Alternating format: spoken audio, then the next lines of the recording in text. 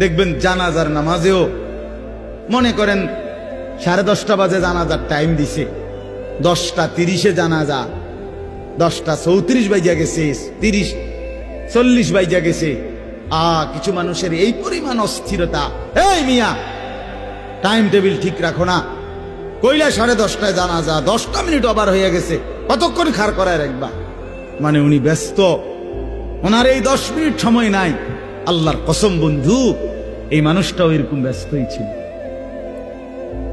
যে মানুষটার জানাজা হচ্ছে এখন, যার লাশ এখানে শোয়ানো, এই লোকটাও এমন ব্যস্তই ছিল। তার হাতেও একদিন সময় ছিল না। আজ গোটা পৃথিবী সব আগার জায়গায়, এই বেচারা শুধু নিস্তব্ধ। চোখের সামনের জলজ্জান্ত মানুষটা স্তব্ধ, আর হাত নড়ে না, পাও নড়ে না, আর চোখ নড়ে না, জিহ্বা নড়ে না।